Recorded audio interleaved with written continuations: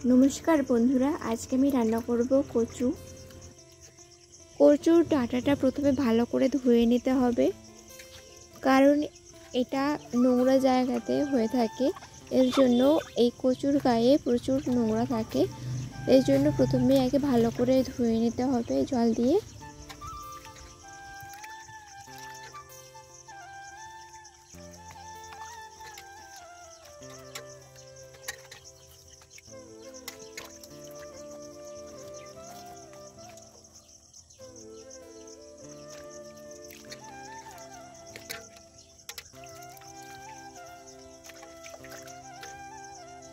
আমি জল পাল্টে ধুয়ে নিচ্ছি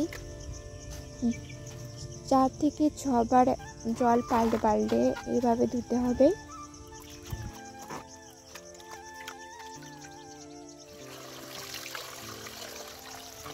বটি দিয়ে বা চাকু দিয়ে যেটা আপনাদের সুবিধা হয় এভাবে পিচ পিচ করে কেটে নিয়ে ভালো করে খোসা ছাড়িয়ে নেবেন।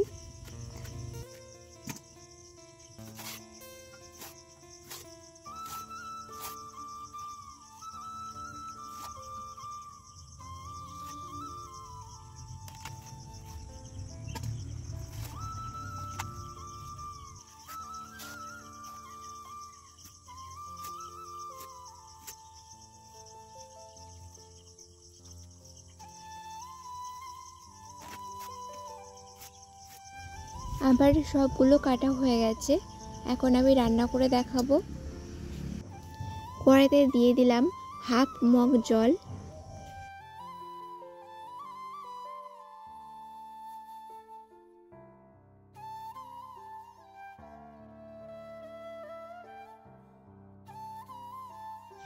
আমি একে একে সব কচু এইভাবে দিয়ে দিচ্ছি। অপর একটি কড়াইতে গরম মশলাগুলো ভেজে নিচ্ছি, ভেজে মিক্সারে বেটে নেব। এদিকে কচুর ডাঁটাগুলো সিদ্ধ হয়ে গেছে, আমার এক ব্যাচে হয়নি, আমি 2 ব্যাচ করে এগুলো সিদ্ধ করে নিচ্ছি। কচুগুলো ভালো করে সিদ্ধ হয়ে গেলে এটা একটা গামলাতে নিয়ে নেব। কচুগুলো আমার খুব ভালো করে সিদ্ধ হয়ে গেছে, এখন একটা গামলাতে এগুলো নিয়ে নিচ্ছি।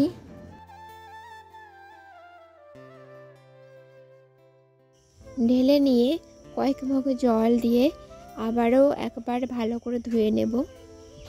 একটা খুন্তি দিয়ে চেপে চেপে রসটা ভালো করে চেপে বার করে নিচ্ছি। কড়াই গরম করে কড়াইতে দিয়ে দিচ্ছি তেল।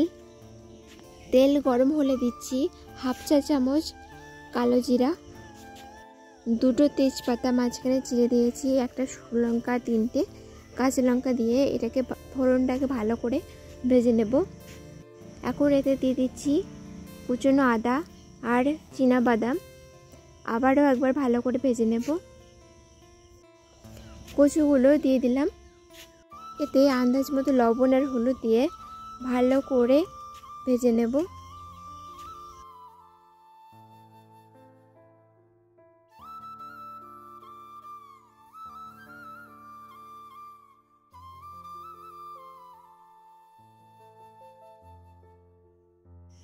খুন্তি দিয়ে ভালো করে নেড়ে নিচ্ছি, নেড়ে নেড়ে ভালো করে রসটা টানাতে হবে।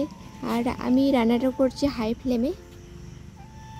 এখন এতে দিয়ে দিচ্ছি কাঁচা ছোলা, যেটা আমি রাতে ভিজিয়ে রেখেছিলাম, আর দিলাম চালের গুঁড়া।